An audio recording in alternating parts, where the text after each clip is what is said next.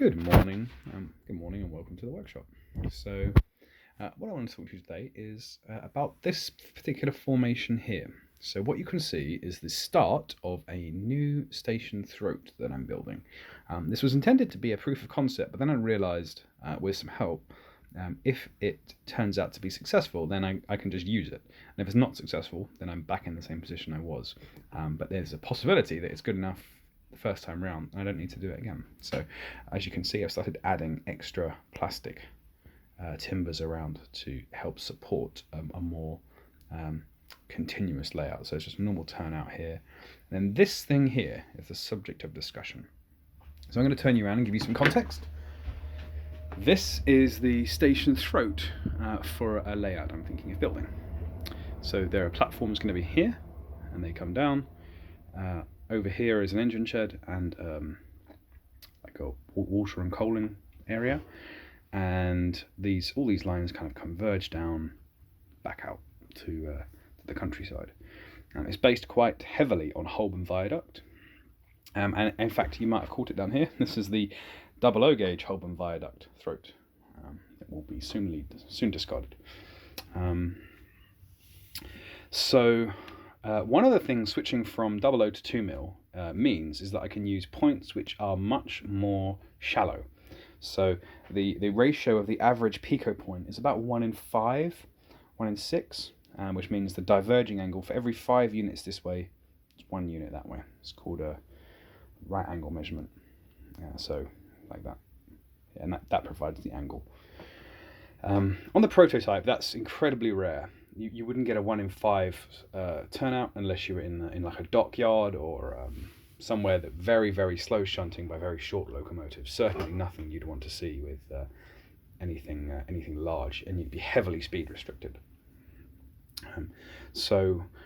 What that means is that an easy way to increase the look of the layout is to stretch these turnouts to be longer. So these are 1 in 10 turnouts. All of these are 1 in 10. I think this one's 1 in 7. It's the shortest one, but that's going into the loco shed, exactly where you'd expect a short radius point to be. And so therein lies the challenge, because when you have a crossing like this, you want there to be a high angle. So you want there to be lots of divergence between the routes, because it means the gap where if I zoom in over here, this is a crossing V, but you want this gap to be as obtuse as possible, because it reduces the chances of the wheels doing anything funny, like going into the wrong route. When you're using 1 in 10s, obviously the angles are very acute, they're very shallow. So here you can see I'm missing some bits of rail, and I'm going to go over back to the workbench and show you. So in this example, this is a single slip, so there is only one diverging route, which is on the side of the camera, and you'll see we have this rail here at the top, which is guiding the rear of the wheels as they come down here. So if a wheel is traveling along here, the back of the wheel is effectively touching this, so it just moves straight across over this gap, and on this side the back of the wheel is touching here, which is guiding it through this one here. So essentially that's how these two rails work, this little V-shaped one and this V-shaped one here.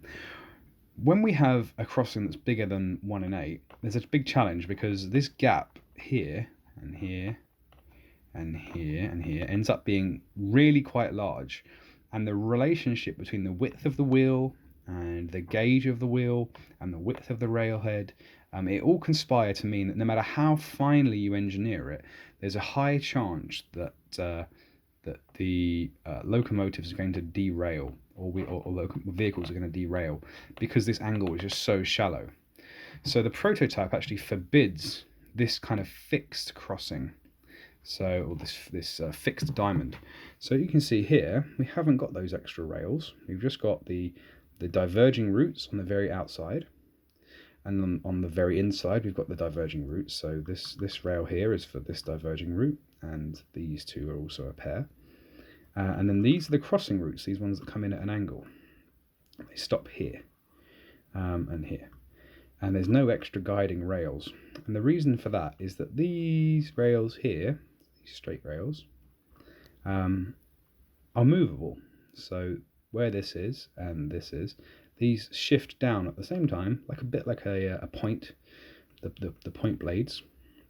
They move down, well, they move down here actually, and they open out and allow, you have one way and one the other way. And what that essentially means is if a train's coming this way, this rail is shoved up against, and this one is open, and this one is open and this is shoved up against, which means there's no gaps. You've just got a perfectly straight route, and it requires 2 extra tie bars in here.